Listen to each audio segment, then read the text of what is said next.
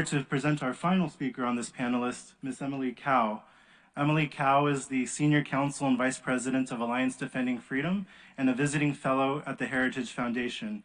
Emilie's work focuses on defending freedom of religion, freedom of expression, and parental rights. Along with Brett Schaefer, who spoke earlier this morning, she co-edited Heritage's First Principle on Human Rights series. Emilie has worked at the United Nations in Geneva, and while attending Harvard Law School, she conducted research for Mary Ann Glendon's book on the UDHR, A World Made New, Eleanor Roosevelt and the Universal Declaration on Human Rights, which, by the way, if you have not read, I highly recommend it. It's a wonderful treatise and goes into the primary sources for the drafters of the UDHR. Emilie, we're welcome to have you here. You have the floor. Thank you.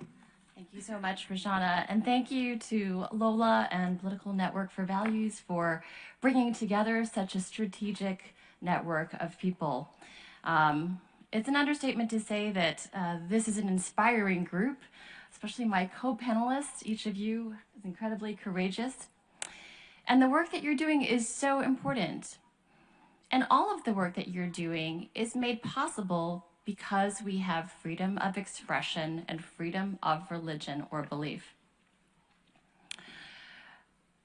But unfortunately, as we've heard, these freedoms are being undermined by censorship laws and policies in many countries around the world, and even here at the United Nations. And shockingly, this is being done in the name of human dignity.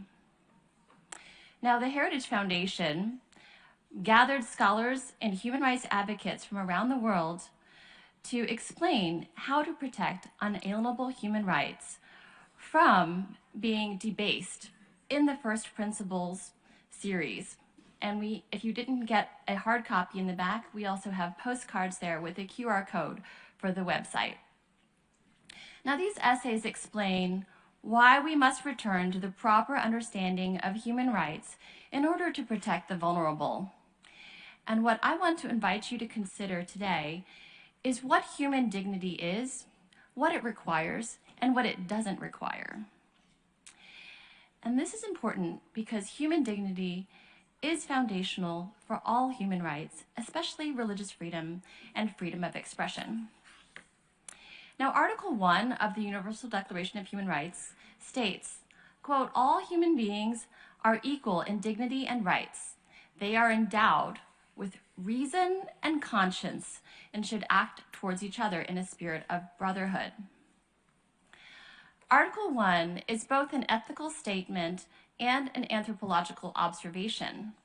Because we are human, we are equals in dignity and rights.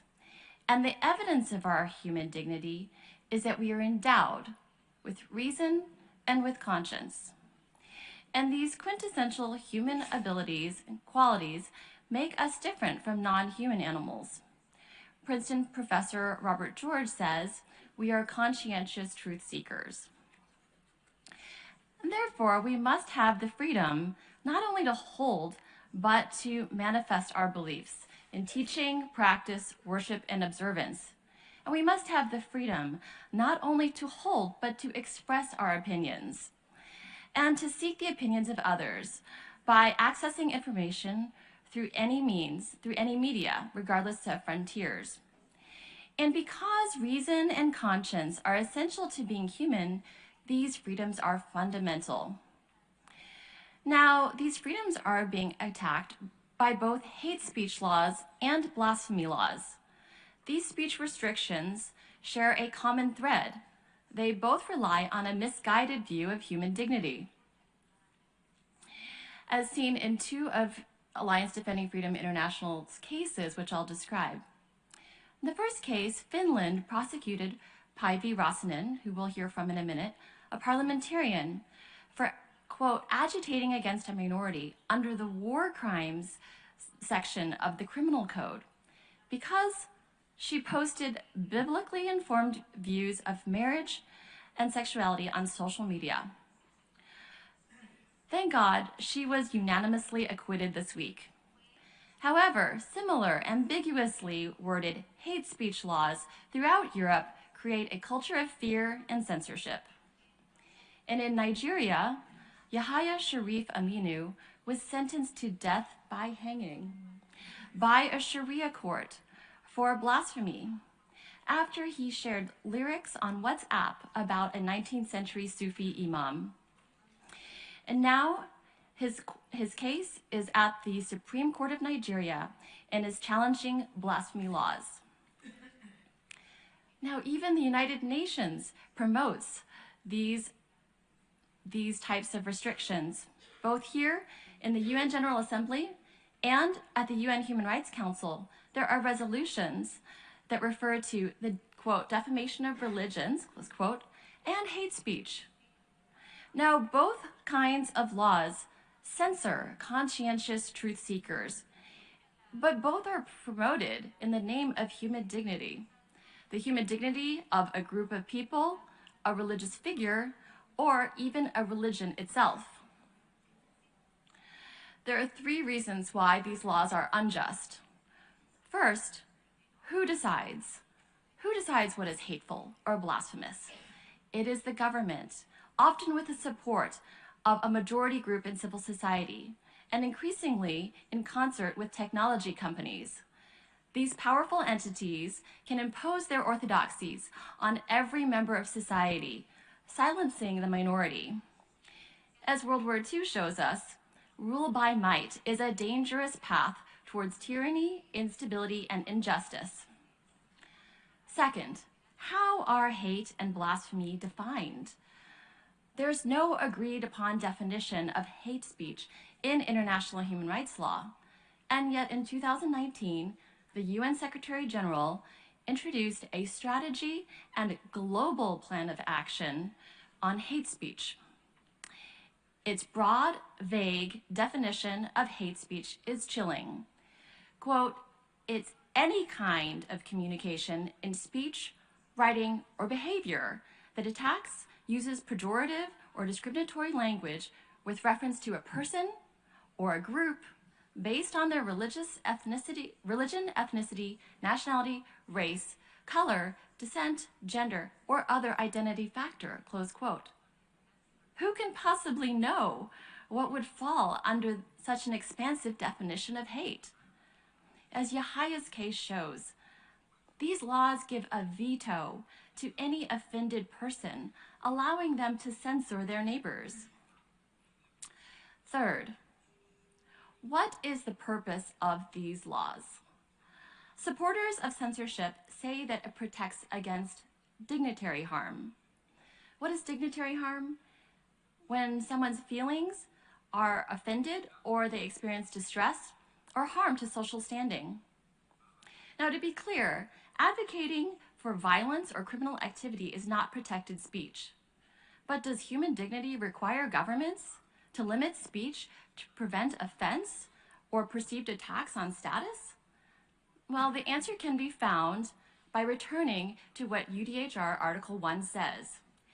It describes human dignity as equally held, and therefore it must be intrinsic. Neither governments nor men bestow or revoke dignity. If they could, we could never have equal dignity. So if dignity is intrinsic, then your statements cannot reduce my dignity, and my statements cannot reduce yours. And the UDHR does not protect the rights of belief systems. It protects the rights of human beings. The government may fail to respect dignity, but they can never take away our dignity.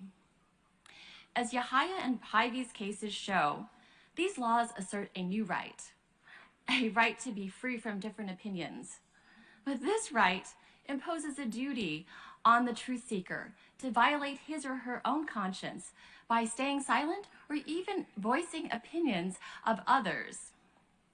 This new right would turn dignity into a weapon to compel conformity to orthodoxies, religious or secular. And this is an illegitimate purpose. The UN says that rights are interdependent and indivisible. And if that is true, the exercise of one human right cannot violate another person's right. But a right to be free of different opinions would violate the rights of people everywhere. And how could that be a human right? It isn't. And the UN and member states should repeal laws that censor, whether on the basis of hate or blasphemy. And in its place, the United Nations should adopt a robust definition of free speech, focusing on incitement to violence as the only exception. Respect for human dignity means respect for diversity of thought and expression, because we are diverse. The answer to offensive speech is not putting people behind bars, it is more speech. To return to a correct understanding of human dignity, we need to speak up about what human dignity is.